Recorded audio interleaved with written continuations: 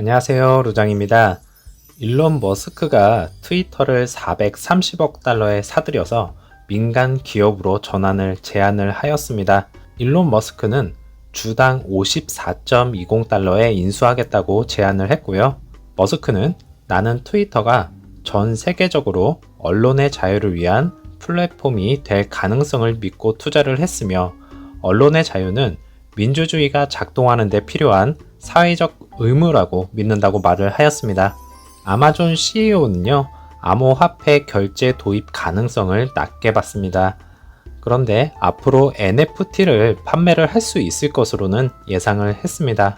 존 윌리엄스 뉴욕 연준 총재가 50bp 인상을 포함한 긴축 속도를 높이는 것이 합리적인 선택이다라는 강력한 매파적인 발언을 통하여서 시장에서의 상승을 억누르는 발언을 하였습니다.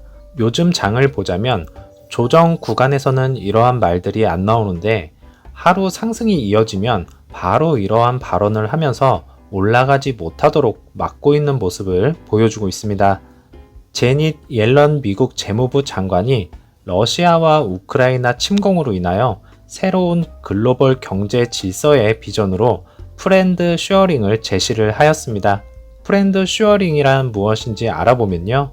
원자재나 기술, 생산 능력 등 공급망의 핵심 요소들을 통해 시장의 지위를 보유한 국가가 무역 질서의 교란을 일으키는 것에 반대해 상호 디자인 간의 합의된 무역 질서를 지키며 신뢰를 구축한 국가들이 모여 공급망을 구출하는 형태의 무역 전략을 말합니다. 옐런 장관은 미국과 유럽 등 서방 국가들의 단행한 테러 제재를 무력화하는 국가를 압박하면서 중국에게 강하게 경고장을 날리기도 하였습니다. 원자재 공급망 문제는 정말 심각합니다.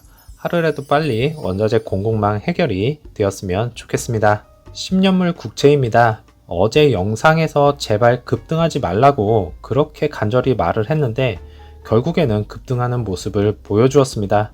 빅스지스는 매파적인 발언으로 인해서 시장에서의 공포감이 또다시 조성이 되면서 상승하는 모습을 보여주었고 러셀 2000은 어제의 상승분을 절반 정도를 내놓으면서 기대 심리를 짓눌렀습니다. 정말 오랜 기간 동안 횡보를 하는 모습을 보여주고 있습니다. 나스닥 종합지수 보시면 장 초반부터 하락세를 이어가는 것을 볼 수가 있었고요. 옵션 만기일과 오늘장 휴무로 인해서 매수세가 들어오지 않으면서 약세를 보여주었습니다. S&P 500 보시면 장 초반에는 급격하게 무너지는 모습을 보여주었고 장 마지막까지 하락세로 이어졌습니다. 이 부분은 나스닥과 같은 흐름을 보여주고 있습니다. 이제 다음 주부터는 기술주 중심의 실적 발표가 시작이 되는 만큼 종목별로 상승하는 종목과 하락하는 종목이 발생을 할 수 있겠습니다. 월요일부터는 혼조세가 예상이 되고 있고요. 변동성에 각별히 주의를 하셔야겠습니다. 루시드 차트고요. 어제는 마이너스 4.27%가 하락을 한 21.01로 마감을 하였고요. 애프터장에서는 0.05%가 상승을 한 21.02로 마감을 하였습니다. 오더 플로우 보시면 라지 스케일은 2거래일 연속 거래가 없는 것을 확인할 수가 있겠고요. 옵션 만기일이 끝나고 월요일장에서는 어떻게 나오는지 한번 살펴보도록 하겠습니다.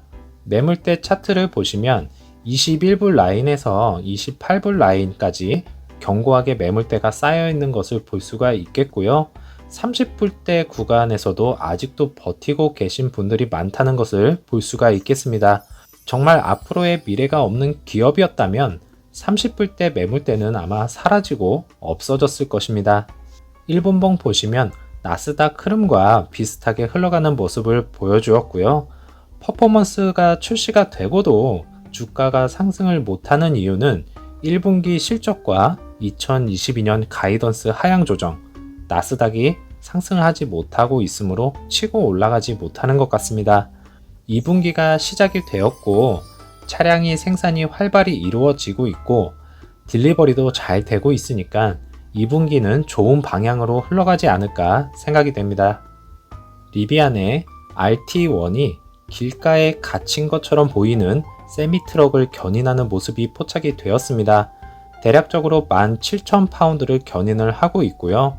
촬영 당사자는 상황이 너무 완벽해서 마케팅에서 계획한 것처럼 보이기까지 한다고 말을 했습니다. 계획적이든 저 정도를 견인할 정도니 대단해 보이기는 합니다.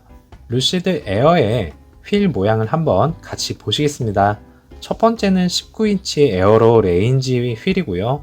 그 다음으로는 에어로 라이트, 세 번째로는 에어로 블레이드, 이번에 출시가 된 퍼포먼스 에어로 스포츠 휠입니다. 저는 개인적으로는 에어로 블레이드가 마음에 들고 있고요. 하지만 아직까지도 EV 차량의 휠이 적응이 좀 안 됩니다. 계속 보다 보면 언젠가는 이뻐 보이는 날이 오지 않을까 생각됩니다. 어제 영상에서 루시드 AMP 공사 현장 사진을 보셨을 겁니다. 이 부분이 상당히 궁금하다고 했었는데 구독자님께서 도움을 주셔서 드디어 알게 되었습니다. 현재 이 부분은 차체 바디를 생산하는 곳이 될 거라고 합니다. 강한 철광과 프레스 작업이 이루어지는 곳이고요. 밑부분은 20피트, 윗부분은 20피트로서 상당히 무거운 기계이기 때문에 깊이 파고 있는 것이라고 합니다. 속 시원하게 해결해 주셔서 다시 한번 감사드립니다.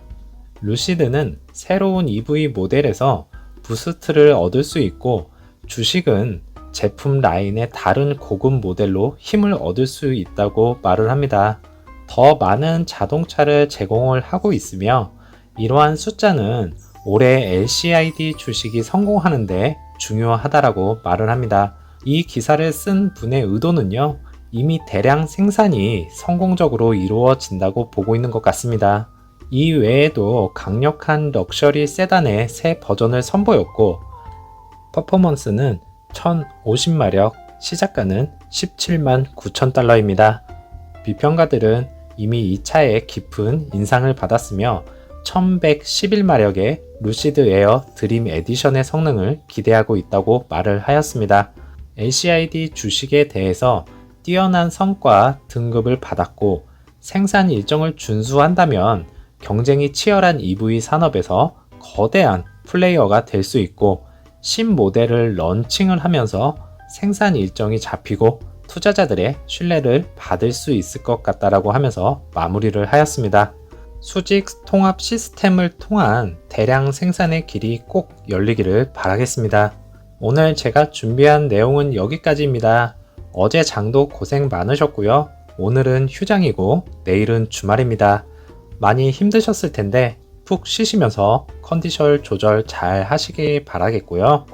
오늘도 남은 오후 시간 즐겁고 알차게 보내시고 저는 다음 영상에서 찾아뵙겠습니다.